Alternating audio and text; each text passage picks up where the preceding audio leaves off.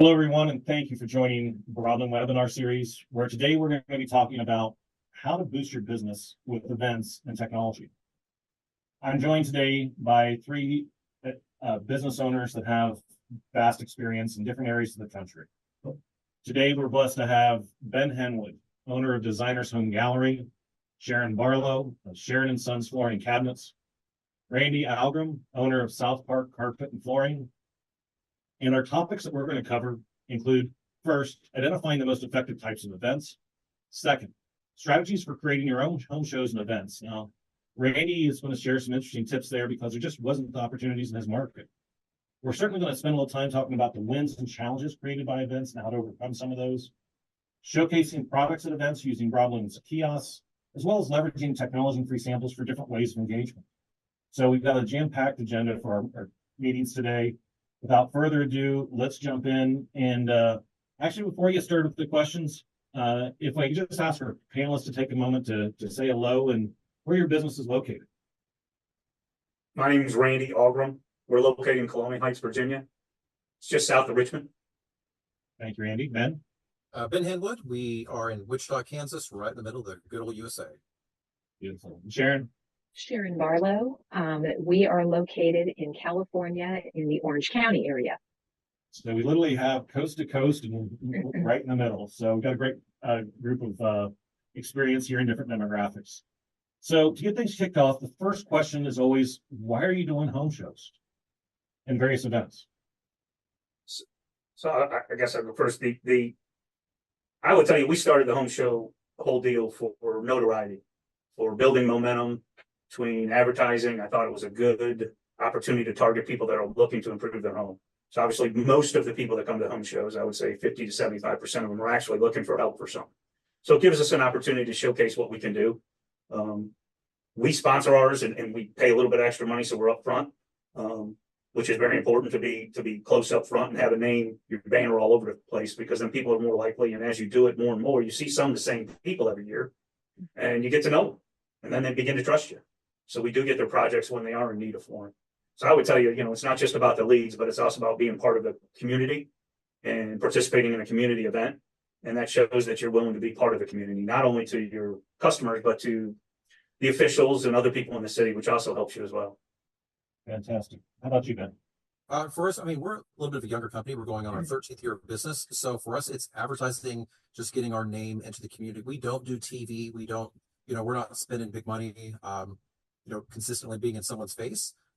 So this is our way of strategically trying to get to those people who are closer to being in the cycle of purchasing flooring. And then again, it's something we do every year. And I think consistency is important. We have people that come to the home show, just to stop by and see us.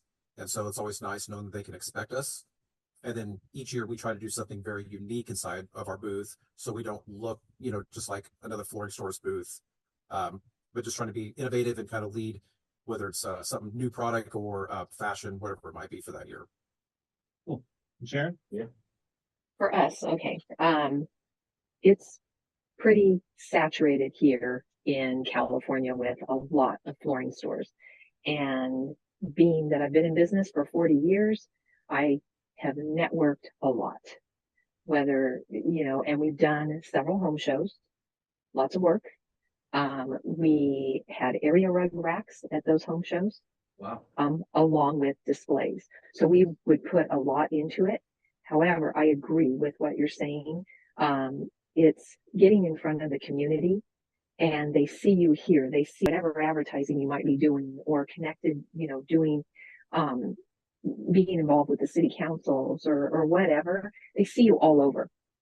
And what I learned from that, they start really trusting you because they know you are deep into the different communities. So I see a lot of value in it. It's a lot of hard work, as you guys know. And one thing I will say, one thing that we did was never sat.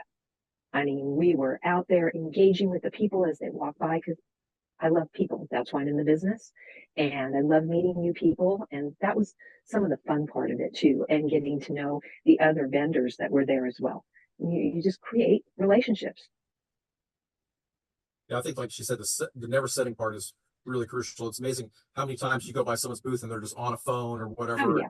You know, I'm like, it's networking. It's working. You're not net setting. So get up, get out. You know, we stand, you know, we're not allowed to hang out in the aisles in ours. You know, they have rules. So we are on the edge of our booth, you know, talking to people. Yeah, you got to work them. I'm going to agree with Sharon that if you're going to sit there and expect them to come up and you got to be friendly, you got to be positive, and you got to be out there working. I would agree with that. It's definitely a 3-day hike. Actually, it's 4 with the day of 7. So, All great stuff, guys. as you do it more, and Ben would probably agree with this, as you've done and you do it every year, you've kind of got your system down. So it doesn't take us nearly as long in the 5th year of doing it. It didn't in the 4th year of doing it. It hasn't taken us nearly as long to get set up because we knew what we needed. Now we have a checklist. We just check off. We made sure we brought everything, and we've done what we want to do, and it makes it a lot faster. This year, I think we were done in a couple hours, which was really nice compared to years before. Fantastic feedback.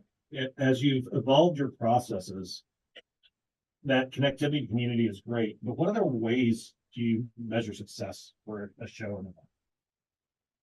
You know, for us, having something to sell right there made a big difference as well, because then it was easy to capture their information and then still keep in front of them. But of course, we always had drawings, different things like that. So we just had fun with it. And we came away always with a lot of leads, you know, that did turn into, you know, jobs. So it's just have fun with it. And that's all I can add on that. Randy, when we were talking before, you talked about leads being the big measurement for you. How did you track that specifically to the home show? You know, we did a drawing just like Sharon. I do free rugs. So we give them any free rug that's in stock in the store, and we give away a rug a day. So we give away 3 rugs, and they put their information down. It only costs me $50, $75. Worst case, it cost me $100 because I picked a high-end rug. Doesn't really matter because it's $300, and people like the fact they're winning a rug. We used to give away a speaker. We've evolved to giving away the rugs, and it seems like it's a really easy donation for auctions as well, so people see that.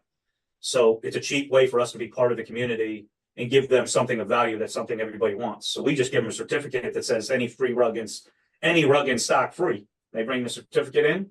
When we draw them on Facebook, we do a drawing to try and boost our Facebook. We've been working on that, and we give away a free rug. I like Ben's idea though about doing something different every year. So I'm going to steal Sharon's and Ben's ideas because I'm going to put rugs up next year. I'm going to. I think that's a great idea instead of putting a bunch of samples out. Sell something. Yeah, like I said, we never do the same display twice. We've bounced between a 10 by 20 and a 10 by 30 booth. We've never tried to do a 20 by 20. Most of that is a little bit just due to staffing. I mean, there's typically 3 to 4 of us. And so staffing a showroom, our home shows are 4 days long, day of setup, day of teardown, so 6 days total. So staffing becomes a little difficult to maintain your storefront, and then also, you know, covering up many square feet and potential customers at a booth. This year, we did something a little different. I brought my golden doodle to our display all 4 days, and our entire booth was pet-friendly floors. And so every single thing we had down there was specific to a pet-friendly floor. And so for us, we brought a lot of our products down, solution dyed carpets, you know, 20 mil LVPs, waterproof engineered hardwoods. And we really focused on, you know, the uniqueness that you can have a beautiful home and own beautiful floors. Those two can coexist at the same time. So we tried doing something very different, and no one else at the home show took that angle. So I think that was a win for us. But a little bit like your question, Neil, like how do you measure it? The beautiful part for home shows is they pay off over 12 months. Like so our home show is typically very early in the year, like February, March. And, you know, we'll have people that come in December. Hey, we saw you at the home show and we're ready now. So it's a beautiful thing that, you know, you get that initial boost of business, but then throughout the year, those sales do continue to trickle in, and we just measure it through our software. Fantastic. We've talked about home shows up to this point. Are there other types of events that you do other than home shows, or do you pretty much stick to home shows? I do a lot of real estate groups. So I go, there's two big major pushes that we're doing this year. One is real estate groups. So there's a lot of people don't realize it, but there's these flipper groups in every community, and they get together once a month and they sit down and teach each other how to buy real estate, flip it, fix it. So I go in and buy drinks for those. So I go buy the alcohol at those places. There's about 50 people. It costs me $500 a month to buy alcohol or food for them. But I always try to be the person that sponsors the alcohol because that's the people they remember. Been doing those for 4 years. And then I just started with the real estate groups, getting in with not the, like in our community, we have SDAR, which is Southside Realtor Group. And then we have RAR, which is Richmond Area Realtors, Association for Realtors. So we got involved with them, started going to their events, and it's produced some major contacts for us. The real estate agents are looking for somebody they can depend on and count on and not use chucking a truck. So the real estate agents has been a huge angle for us. We can do it quick. We have a little bit of stock for that flips and the builds when they want to sell their houses. Even though the real estate market now is slow, this is the time when I feel like you're going to capture. Because it is slow, you actually can get their attention versus them racing to their next showing. They've only got 1 or 2 showings. So now they're willing to go out to these social events and network. So this is when it's slow is the time I believe you need to network the hardest. Not when it's busy, because it's hard to get people's attention. So, I mean, I just did a training last night for 25 real estate agents in one office. And I got to be the one person that taught them about flooring. And then I just turned around right after that meeting, I went to a group of real estate investors, literally at 7:30 last night, and went and paid the barbell, said hi. And they all know me because I've been doing it for 4 years, and it really produces a lot of sales for us. I mean, a ton. I do it once a month, and I belong to 2 different real estate groups and 3 different real estate groups and 2 different realtor groups. So I'm doing 5 meetings a month at night. Wow. And you can skip a meeting too. The nice thing is once you've done it for 4 years, hey, if you miss a meeting, oh, Randy couldn't make it. I just text the host and say, hey, I'm unfortunately not going to make it today. And they're okay with it, but you got to put your time in. Just like a BNI. I don't believe BNIs are the way to go. I think they're a good initial maybe for a salesperson, but I believe those bigger focus groups are going to get you more for your buck than an hour every week at the BNI group talking to the same 12 people. No offense. Some people may do very well with the BNIs and they do produce some networking ability, but I find that the bigger events that I've been looking for, I'm getting a lot better results. Takes a little bit longer, but I'm getting a lot better results than I was from BNI or the 212s or anything like that. Great feedback. Any other events you guys do besides home shows, Sharon and Ben? Yeah, I mean, for us, we do BNI. The great thing about BNI is, I mean, yes, like Randy was saying, is it does require a time consumption, but those people open doors for you to get to other events that you may have not been able to get through that door on your own. So for us, it's been very successful. I know personally, I can track over $2 million in sales over the last 4 years to BNI. Doors that, you meet some very generous people who are steps ahead of you in life, and, they want to help you. And so they open doors. So we also host realtor events. We try to do as many breakfast briefs, lunch learns as possible inside the offices of those larger agencies. But then as much as possible, I try to get those agents and their friends into my building to do a lunch and learn, so I can take them through that stuff and then explain to them like what Designer's Home Gallery can do, what Ben Henwood can do to add value to them. So if they're on a listing and a customer has a question, they can just FaceTime me and I can answer a question for them, just again trying to add that value. One of the big things that we've been making a strong push on is interior designers. So we meet each month with a group of interior designers. We hosted a Halloween party last year, and so that was a lot of fun. And they asked us to host it again this coming year. And so just having that opportunity to get all of our community's top interior designers into our showroom, just getting them coming down here, seeing what's new, somewhere they can bring their client, has been valuable. And then we also host a couple of different events. One of them is with just specifically the top agents for realtors in Wichita. And we hosted a March Madness party. We had portable basketball goals in here. We had a busted bracket event where they could redo the brackets and, try to get better. And, for those I think like Randy and Sharon said, we just give away area rugs to the winners. And so again, I'm just whatever I can do that keeps drawing them down here, because I want to consistently try to become that top of mind awareness. And I've seen some of the social media posts where you literally put a red carpet down the middle of your store and welcome people in. It's Yeah, pretty amazing what we're able to do inside of the box. Yeah, we made a custom area rug, had it bound up, just so they walk into a red carpet. That's pretty smart. I like that. That's really I cool. might have to steal that one, Ben. That's the idea here. The more ideas we can share, the more we can help everybody. I like the red carpet idea. How about you, Sharon? Anything you do other than home shows? I have done networking since day one and lots of different stuff. So I've been very involved with the community through the chamber, through the city. It's really nice to get involved with the city as well, because you are in front of those city council people, mayors, just people that can help you out when you need it. So that's been very valuable. I was in LaTip for like 20 years. We did the apartment association, the Orange County group. That was really good, but it builds you up for more and more and more. That's been the benefit of all that stuff, and the friendships that I've kept that still remember me, that still refer me. We've gotten big apartment complexes out of the chamber. I was at the right place at the right time, and people want to refer, like we all do. We want to help one another, and that's what it's all about. It's not about taking, it's just giving, and it's a lot of fun. One thing that I have focused on for the past 12 years, and since I've been involved with a building trades group, and it's just all tradespeople. So out of the lip tip or the BNI, you eliminate the lotions and potions and all the health gimmick stuff. Okay. And people trying to get their tips in, or they're going to be fined or whatever. The person who started this 12 years ago was a general contractor, and it was in the down economy.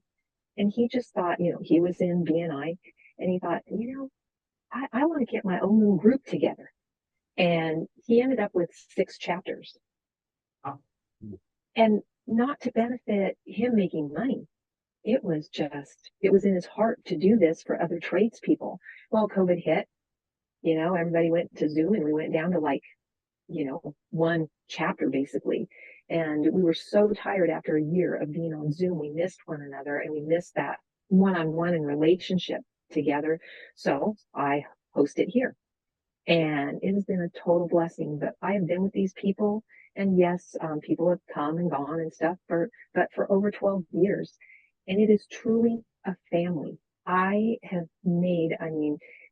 We have several GCs that are in the group of all different walks.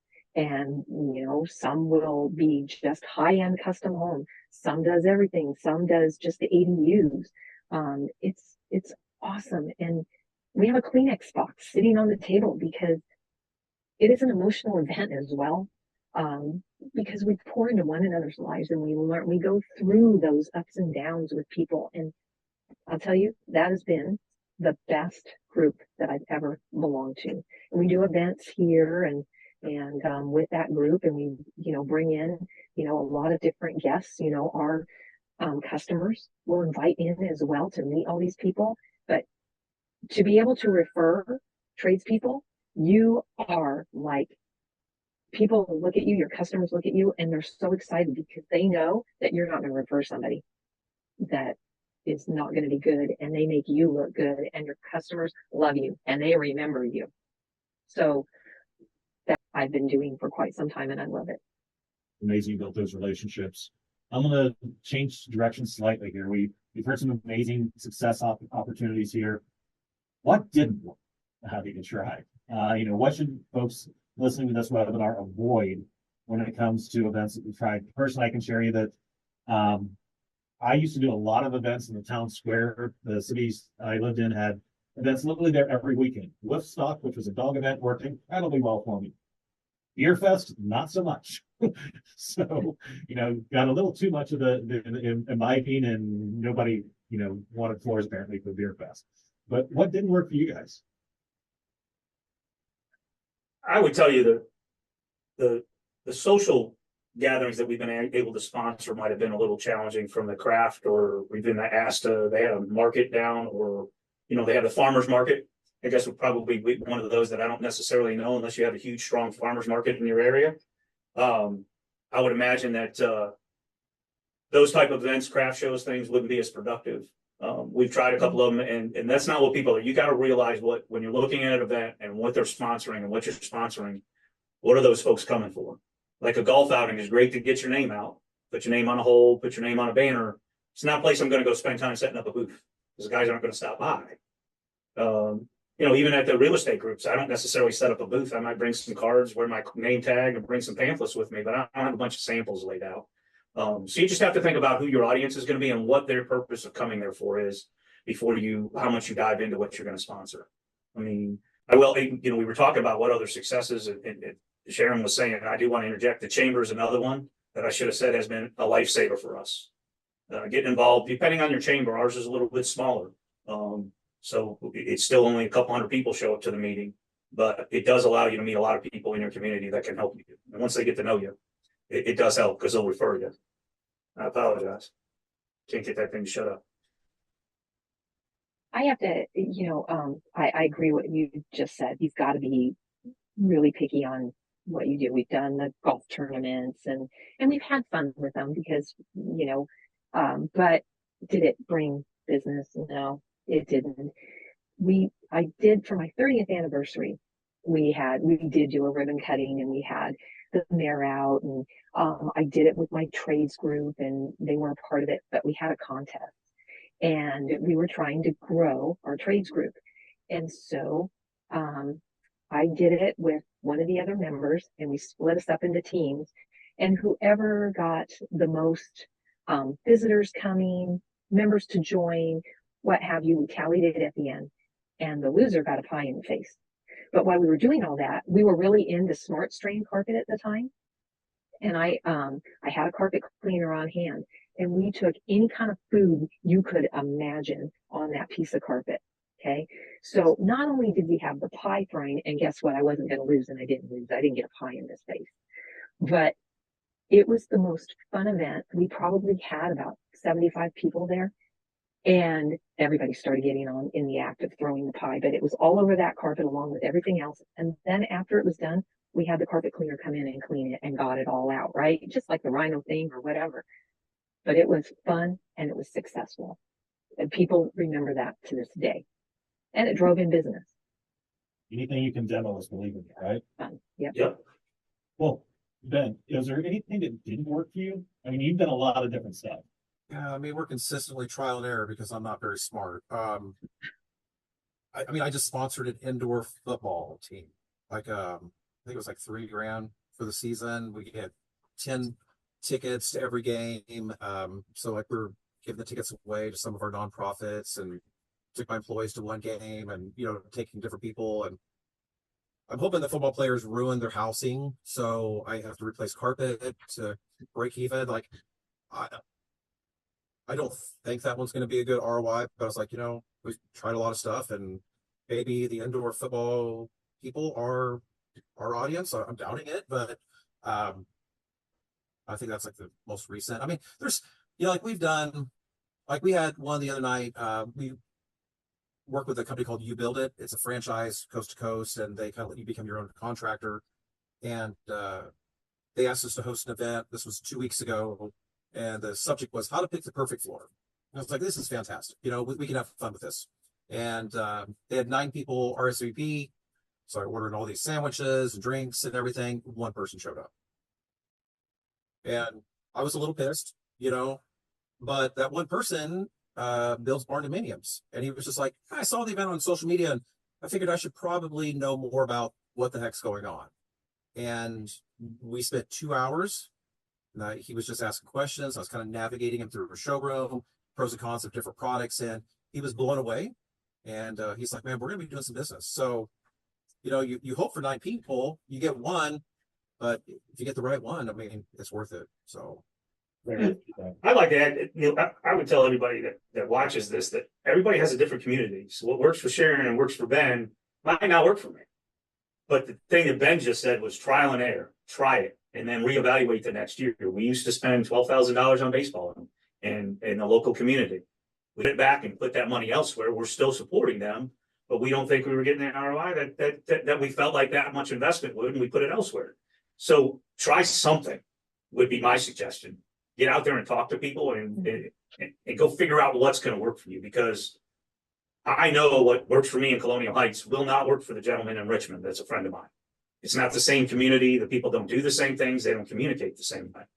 So you just really, really have to try and find out what works in your market. And these are some, I guess, good ideas to get started. And then you have to branch out from there, is in my opinion, what I'm listening to. And Randy, you did something a little unique. My understanding is you said you sponsor a big event, but didn't you actually create your own like home show? We did. We're in a small community outside of Richmond, and Richmond has this huge home show every year, and everybody goes, right? So we're in the Tri-Cities, and in my market, I believe we have a lot of blue collar workers, so a lot of tradespeople that they just don't have the time to go up there, nor, it's 45 minutes away.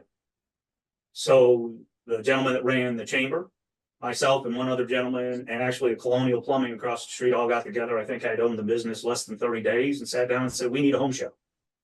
So we all threw in about $3,500 and we put on a home show. 1,500 people showed up. So that ain't bad. So then we turned around and did it the next year. 3,000 people showed up. That's not bad. This year, and then it went up again. And I think this year we topped over 4,000 people showed up this year. And we were full this year with craft vendors. I like the rug idea because a lot of people at the home show are looking to come and buy stuff. So I like the rug idea because that's one of the things we get a lot of leads on. But we started it and we just pushed through it. The one thing is if you do something like that, it's not going to be perfect the first time. It's not going to be perfect the second time. But after 3 or 4 years, you got it down pat where our meetings are 15 minutes long. We check off that we made everything right and we've got everything covered. And it's pretty much like clockwork now. And we're going to do it every year. In fact, we're already looking for space for next year. And we just had the show in March. So we're already looking to find a bigger space or negotiate with our current space on how we can use more of the space because we turned away about 10, 15 vendors. And now the chamber makes money. The chamber makes money to help the community because we're helping them make money with the event, but we also get a lot of notoriety from it. So you're keeping that business local, which is neat.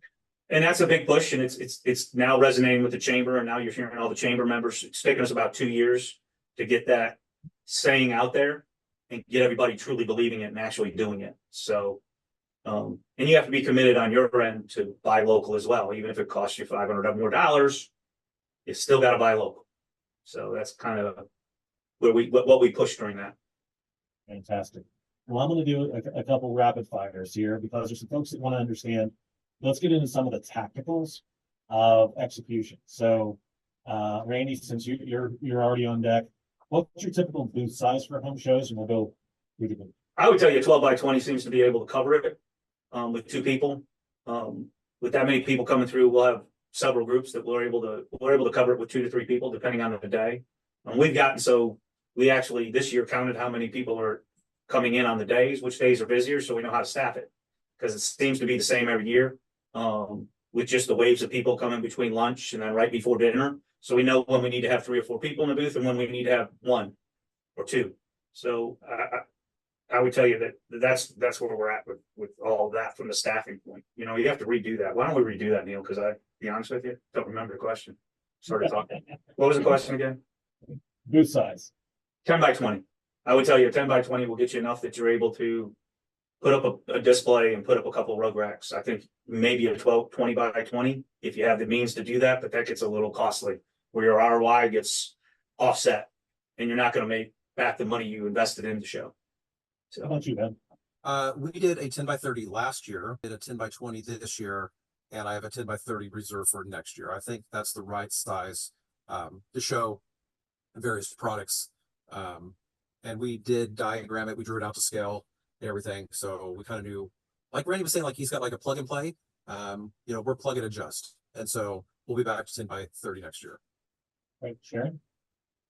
Having the area rug rack there, we always did the 10 by 30.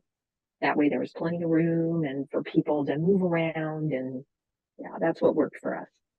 looks like I'm upgrading, Neil. You want that. I feel you want that open flow, where people can maneuver in there. Makes it nice. I'm with Ben. I'll adjust. I do like the rug thing, so we are doing that. So. All right, and I always did a 10x30 as well for our events. I tried 10x20s. I tried the 20x20s, and you're absolutely right. The 20x20 just seemed too expensive for the ROIs, but that 10x30-ish usually was a pretty good ROI. You talk a little bit about staffing and how staffing can be fluctuating based on different days of the shows and peak times, et cetera.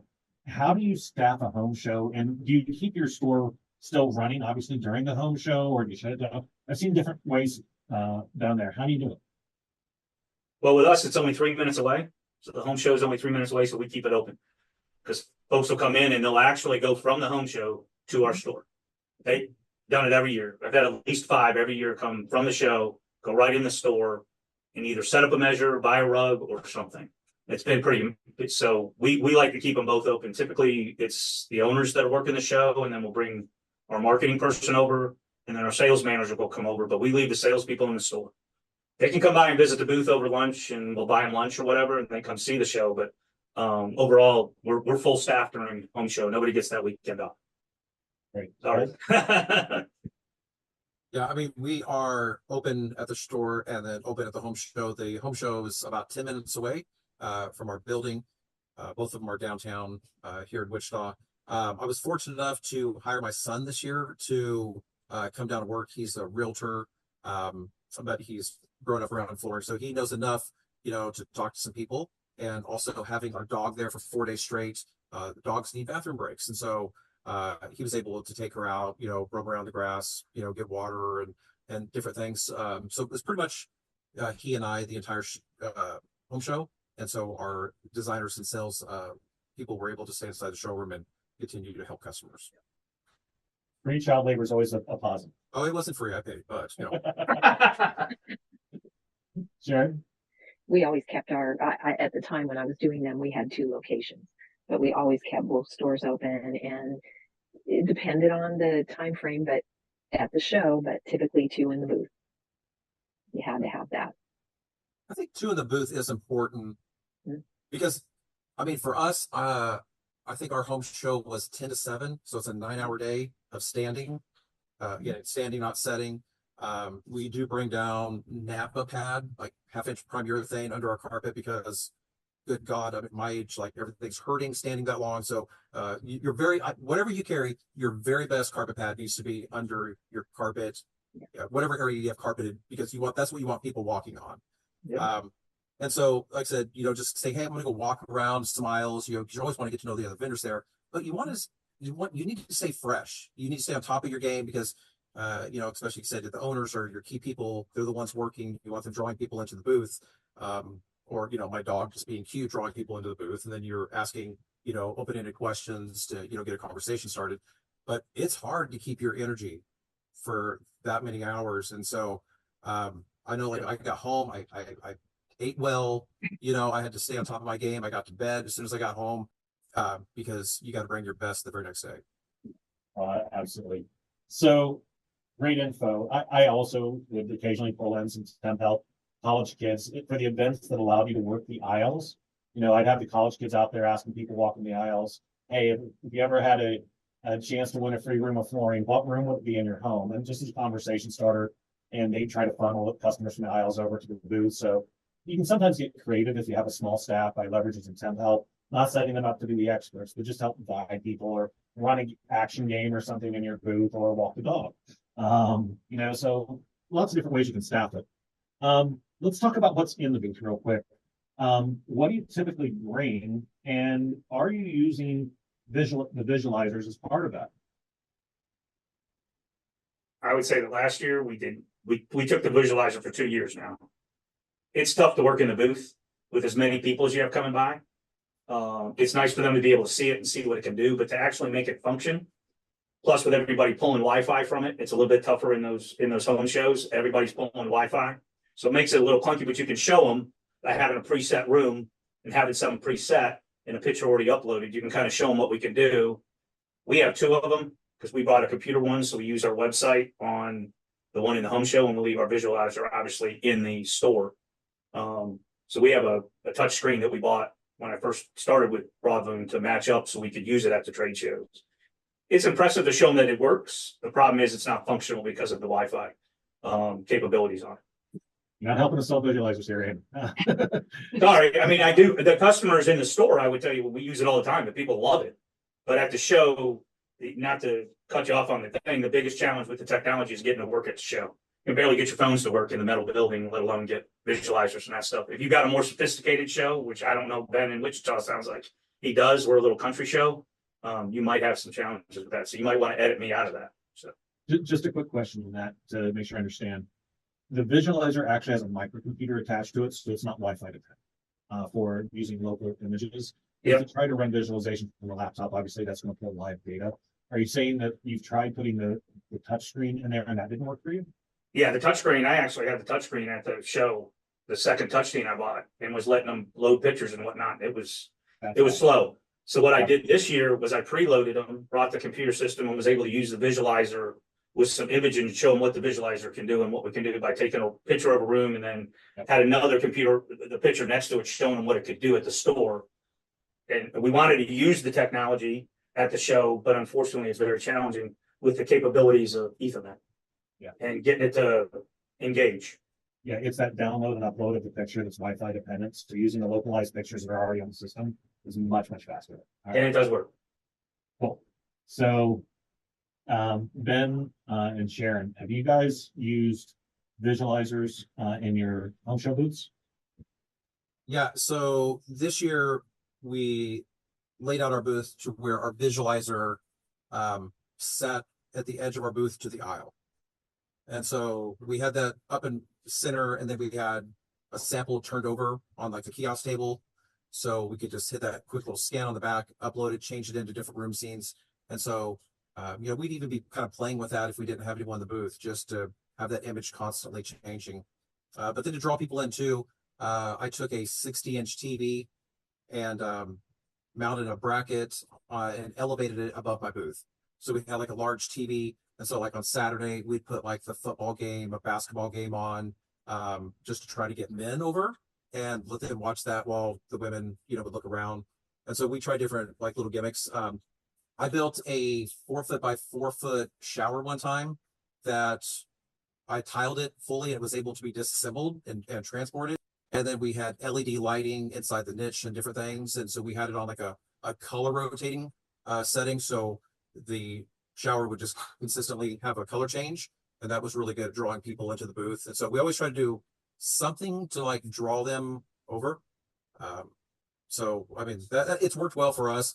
I used the shower for a couple of years, and then I just finally got rid of it because it was ridiculously heavy to transport a shower.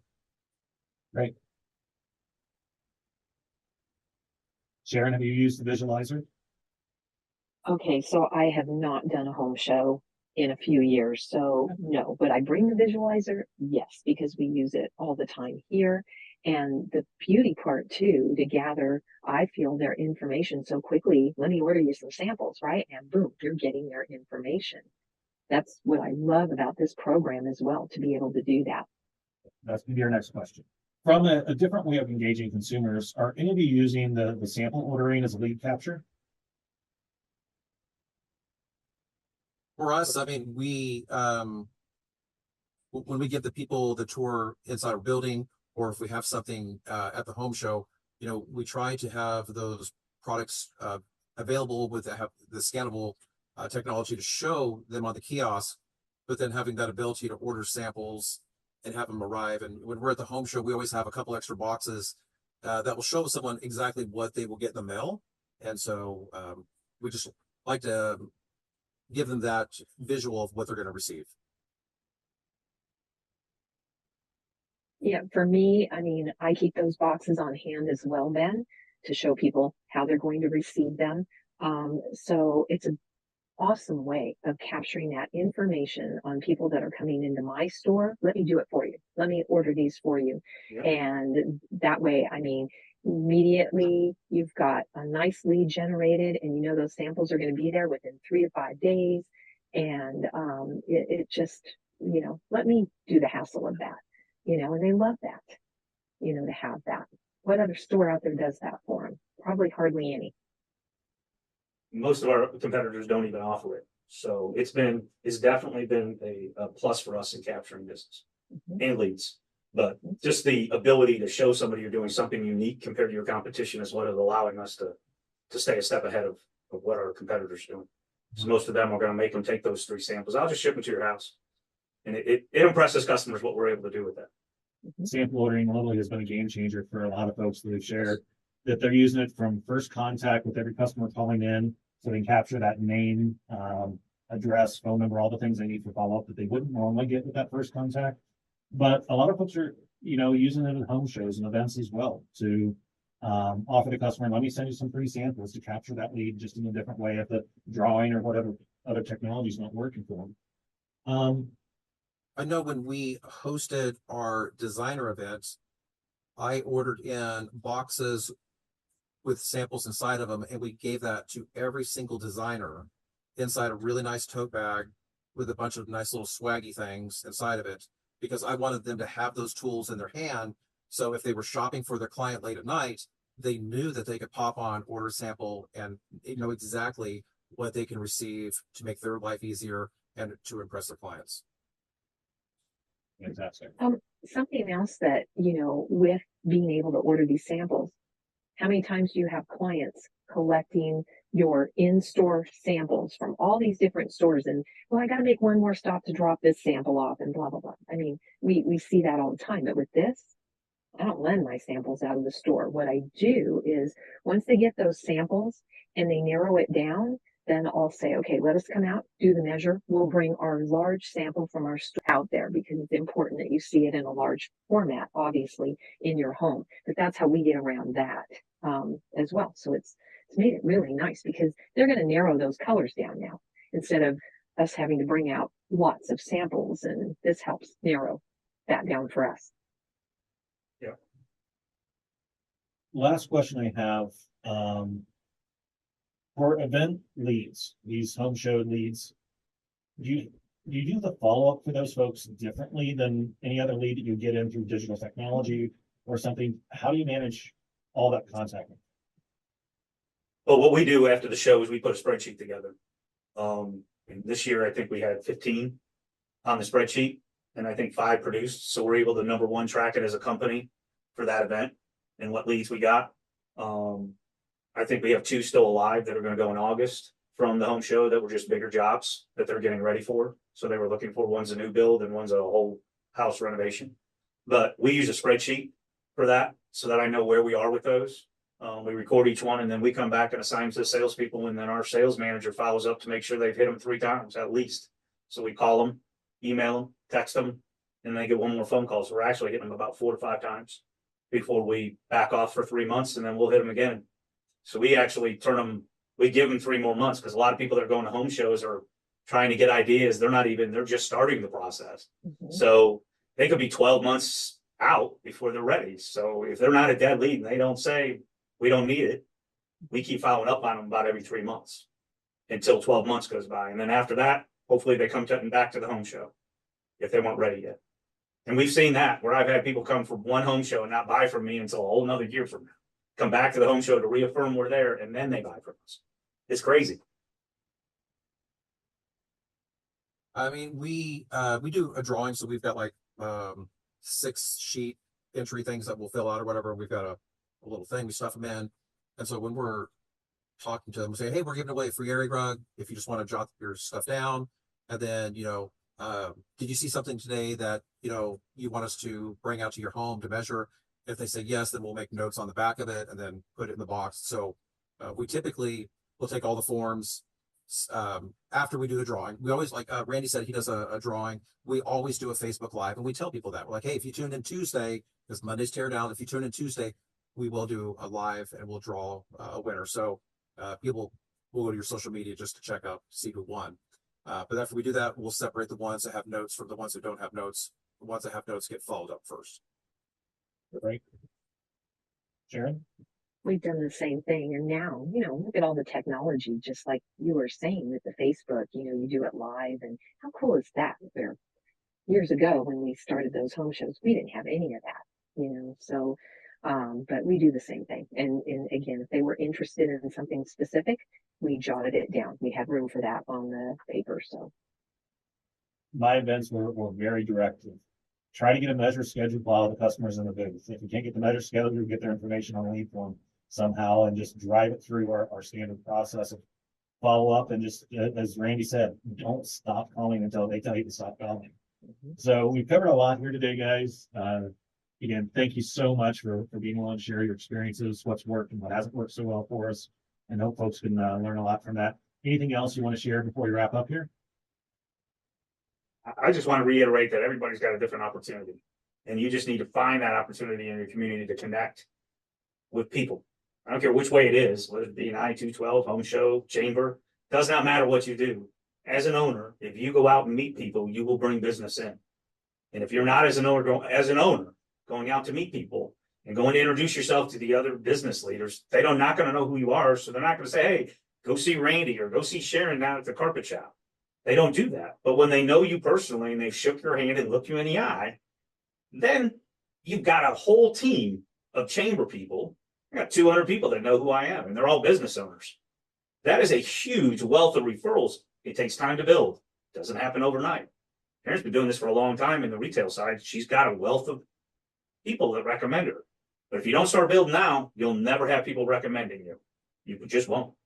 And then, so that's my take on the whole thing is you've got to get out in your community and find out what's going to work for your business. Because the big city is different than little old Colonial Heights.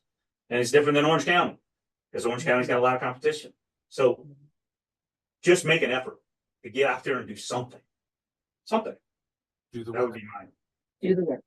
That's it. Do the work. That's probably the best phrase. Just go out there and do the work. And go out there and get involved. It doesn't cost a ton of money. I'm involved with the swim club. It cost me $300. It doesn't cost you. It's not like I think in the community side of things, I spend the least amount. I spend about $20,000 total in my community. And that's the least amount of my advertising, but it probably gets me more referrals than my radio commercials. So my 2 cents. What it's worth. Do the work. Sounds like a great one. So again, thanks everybody for tuning in. We certainly encourage you to leverage all the learnings from this, get out there in the community, use the technology tools for follow-up like RLM and visualizers in the booths to capture that customer's attention. And the more people you get in front of, the more businesses that you're going to generate. So thanks again for tuning in.